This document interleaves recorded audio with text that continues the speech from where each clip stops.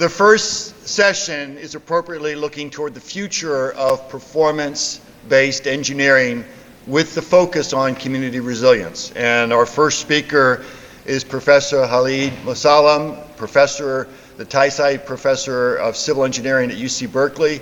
And you know him as the peer director, so he'll talk about that. But he has many hats and in fact is very involved in STEER, which is the structural engineering reconnaissance for extreme events. So he has a broad perspective beyond even what he has in peer. Thank you, John. So I have a few slides to share with you. It doesn't do justice to all the things all of you do in peer. I had to be very selective because I know John is gonna keep me on time, so I need to stay in the 22 minutes. So I had to make some selection. So what is peer at the moment? Peer is 20 institutions, 11 core institutions, and we have been growing. Now we have 9 educational affiliates. Roughly about 150 professors are active in the center.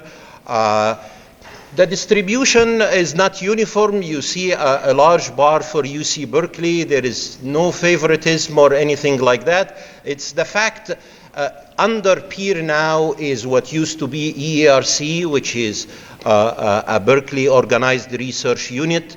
So that brings also several faculty from UC Berkeley to participate, but it's a solid distribution, broad set of expertise from geohazards to buildings, bridges, network, experimental and analytical techniques, and also people who have interest in artificial intelligence and monitoring technologies. I did not have a way of estimating how many students are involved, but if I guess 4 students and postdocs per faculty, that adds another 600 people who are involved in peer. So it's a large body of brain power.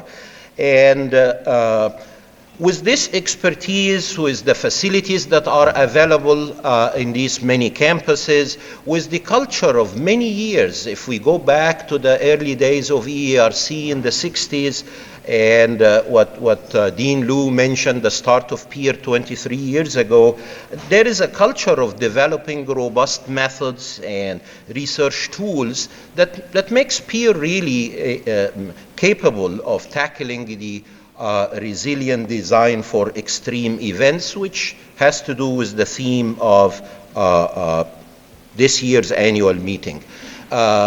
The participation of all campuses is done also on the policy level through the peer institutional board, currently chaired by Professor Karamijian from Stanford.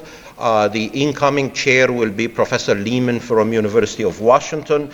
Every core institute is represented by a member of the board, and the educational affiliates are also represented by a member in the board. The mission of peer and the vision have been approved by the institutional board. The vision is to be the leader in resilient design for extreme events that's affecting the built environment, with the goal of community resilience. The mission is twofold, is to extend performance-based technologies to buildings, civil structures, infrastructure, networks, and also to equip the earthquake engineering and extreme event communities with tools, technologies, future workforce, by collaborating amongst all these institutes. So the geographic distribution of the institutes, Berkeley is the headquarters. As I mentioned, 11 core institute. Currently we have 9 educational affiliates. Last year we have added 3 educational affiliate, Southern Methodist University, Carnegie Mellon University, and recently University of Alaska at Anchorage. And basically PEER combines all the resources in these universities, mostly on the West Coast, where earthquake hazard is large, by invoking this integrated performance-based engineering methodology. Our business and industry partners and our government and industry advisory board are very important for us in terms of sponsorship, in terms of keeping the research tied to the practice. And last year, also we, BART and Hinman Engineering have been added, and Slate Geotechnical Engineering, and very recently, as of 3-4 days ago, Arup also is a member now of our business and industry partnership program. So I personally welcome all the new members, whether they are educational affiliates or BIP members. Yesterday, we had our kickoff meeting for our peer committees. So we have now a new research committee which will set the research agenda, will oversee the request for proposals, will help in setting the review process. We also have our industry advisory board, a very important board that will keep us tied to the profession, very esteemed members from different representatives of the BIP program. And also a new committee, the what we call Resource Identification Committee. It's a mix between practitioners and academicians, so we can seek the growth of peer in terms of resources, in terms of ties with different sponsors. And also we have 2 ex officio members, Professor Norma Abrahamson, who is now leading the Peer Lifeline Research Program, and Tom Chance, who's really our strong tie to our biggest sponsor, California Department of Transportation, and myself and Amarnath Kasalanati, the Associate Director of Peer, also are part of this committee structure. So I'm looking forward to their efforts, their willingness yesterday to share their wisdom with us and really set the path for the future of peer for years to come. Our biggest product, as you all know, is our report series. We have reached 306 reports as of a few days ago. There are few reports in the pipelines, at least 8 that I am aware of. A very large number of reports are about to be published from one of our big projects that's reaching its conclusion. The last report, if you look at the website for the reports, is the one that about a year and a half ago we have issued this Peer Hub ImageNet Challenge.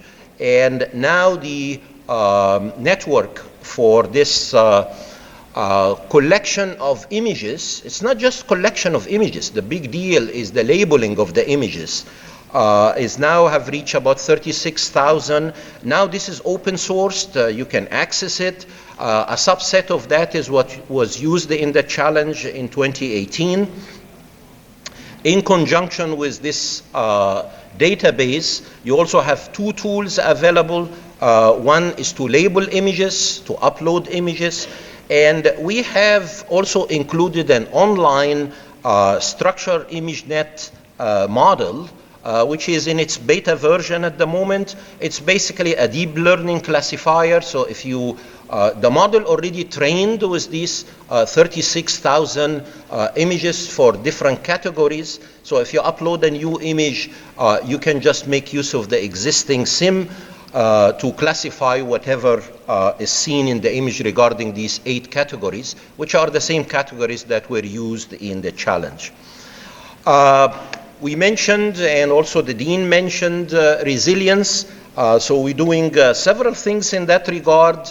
You will see probably this picture in a fancier way in the presentation of Professor Stojadinovic.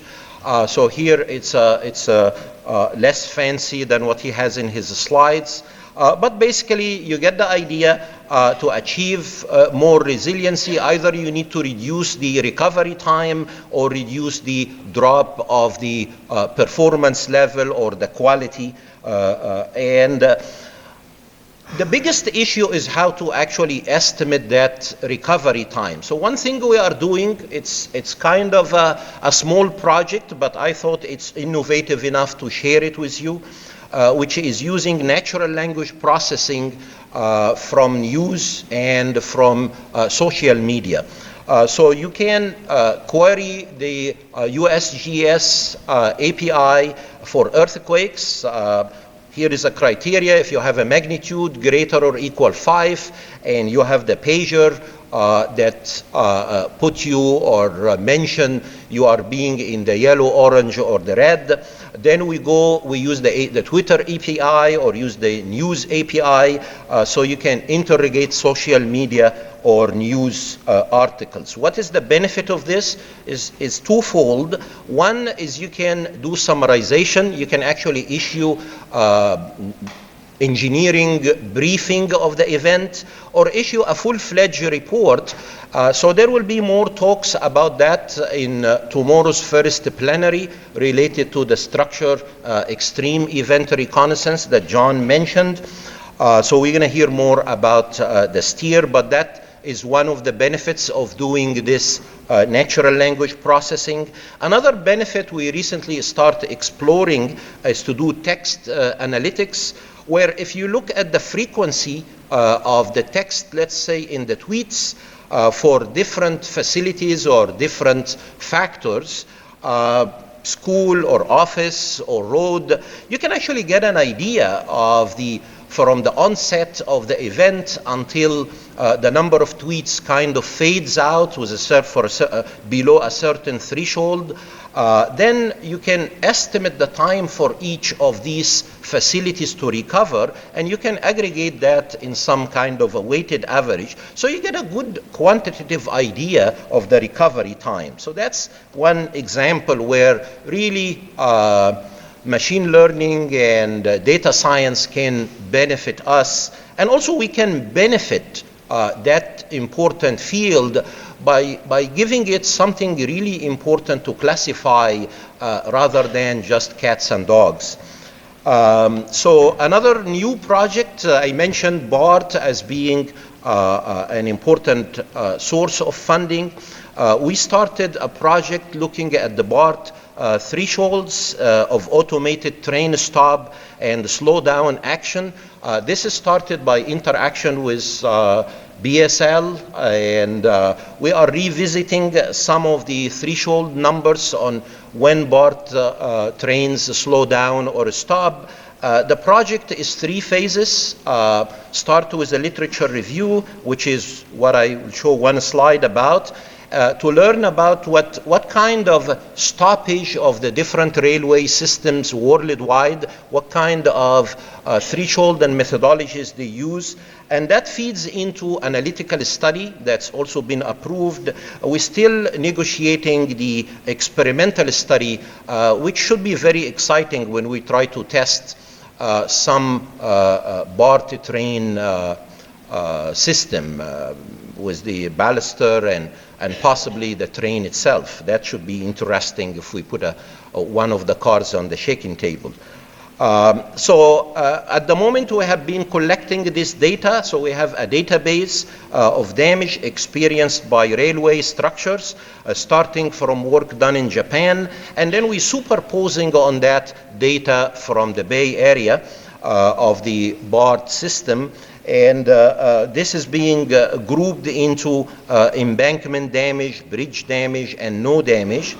So that's giving an idea how should we revisit these thresholds for the intensity measures that are used to issue warning or slow down the train or dispatch a team to inspect the rail. This is also a very important part of the resiliency of the large community like the Bay Area. Two big projects are reaching almost their conclusion day, which is the quantifying the performance of retrofit of cripple walls and cell anchorage in single-family wood frame buildings. This is a big project funded by California Earthquake Authority. It was motivated by a picture like this from 2014 Napa earthquake, where two buildings almost identical, some differences, one retrofitted, the other unretrofitted, and you can I don't need to explain the very significant difference in the damage experienced. So I thank Janil Maffei for sharing this slide with me. And the project is led by Professor Buzurgina with a large team of researchers from different peer institutes. The objective is to develop fragility modification factors that can be used by loss modelers for retrofitted and unretrofitted homes. Numerical methods, experimental methods are used, and this is will be completed by April of this year, and we expect at least 6 peer reports to come out of this work. There were many tests conducted at UC Berkeley, also UC San Diego, for components to evaluate the retrofitting methods of what is really the most important asset for citizens, which are your own home. There will be a lot more discussion about that in tomorrow for the special session, and also there will be few relevant posters in that regard. Another important project is the West Coast State DOT Pooled Fund project to look at tsunami. Many aspects of that. One aspect is the work that Patrick Lanette in USC have shared with me, and many others are involved. Ian Buckle from Reno, Michael Scott from Oregon State, which has really cool animation. I had to show that. It's so nice. Pat is going to talk about that tomorrow with much more details. But in a nutshell, it's many activities related to. Oh, that's me. Sorry. I thought I had a warning. I still have 5 minutes. It's the determination of the appropriate hazard design level, and then going to developing the hazard maps, which were completed in 2018. And then moving on to developing an approach for site-specific hazard estimation using the energy grade line as an approximation versus doing full-fledged numerical modeling. And finally, how this affect the bridges, whether they are open sections or box section, if there is a skew or not. Very important work that's almost reaching the conclusion. About the new projects, a very big project is started last month, led by Professor Bray with a large group of researchers. You see all the logos at the bottom here, where peer is providing support for this project to be conducted as a peer project, but many partners from industries, from academia, trying to develop the open SRA, which in the duration of the project, which is only 34 months, it will be developed, but then what happened to it after the completion of the project, this is where really peer can play a big role in maintaining, making sure such products remain alive to the community, any future developments. So this is where the real role of the center is. Another project that is managed through UCLA is the Next Generation Liquefaction project, led by John Stewart and Steve Kramer from University of Washington.